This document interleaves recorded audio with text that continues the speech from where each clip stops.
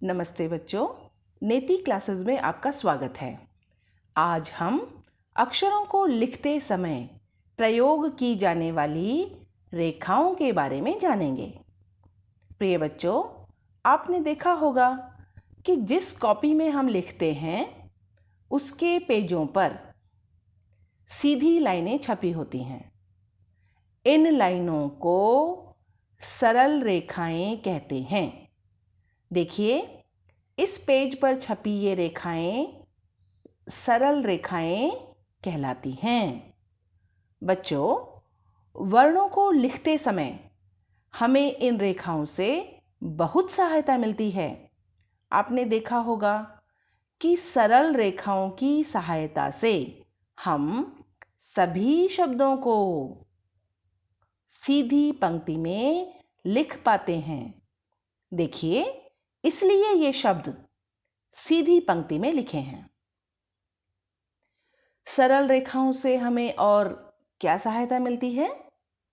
आइए इन व्यंजन वर्णों को देखकर समझते हैं।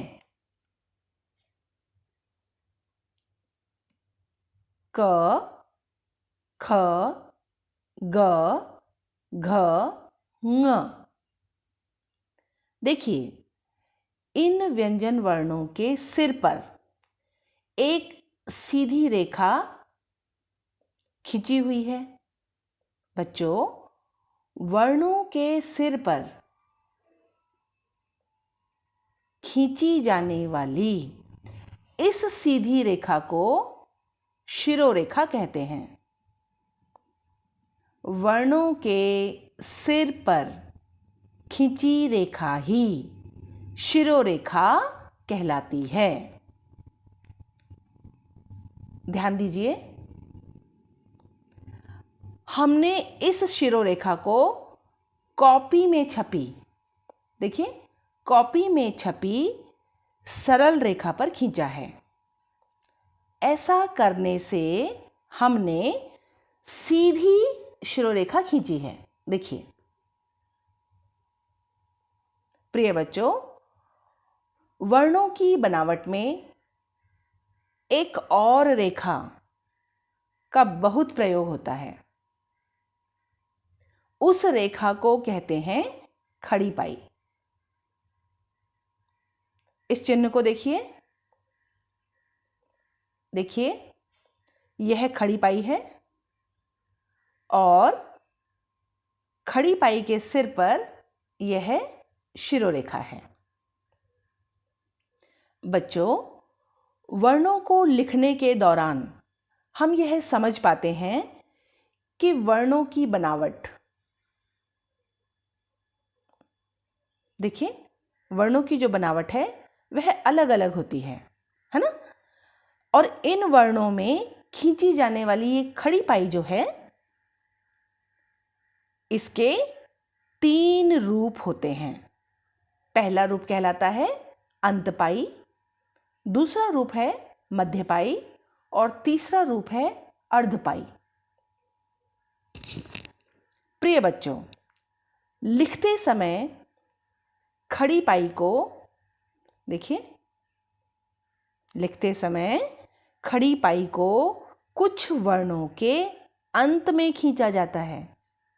अंत में, यह देखिए, ख व्यंजन के अंत में खड़ी पाई खींची है। इसी प्रकार च व्यंजन के अंत में खड़ी पाई खींची है। इसी प्रकार देखिए, त व्यंजन के अंत में, प व्यंजन के अंत में, य व्यंजन के अंत में और श व्यंजन के अंत में। ध्यान से देखिए बच्चों, इन सभी व्यंजनों के अंत में खड़ी पाई खींची है। आप देख रहे होंगे कि हम उन वर्णों को सरलता से पहचान सकते हैं जिनके अंत में खड़ी पाई खींची होती है।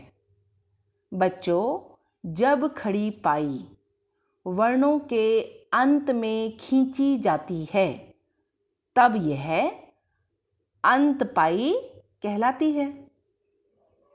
तो हमने क्या समझा कि वर्ण के अंत में खींची पाई का नाम है अंत पाई। प्रिय बच्चों, अब हम खड़ी पाई के दूसरे रूप को जानेंगे। क और फ, इन व्यंजनों को ध्यान से देखिए। देखिए, खड़ी पाई इन वर्णों के बीचों बीच खिंची है। वर्ण के ठीक बीच में खिंची पाई को मध्य पाई कहते हैं। बच्चों, अब हम खड़ी पाई के तीसरे रूप को जानेंगे। देखिए,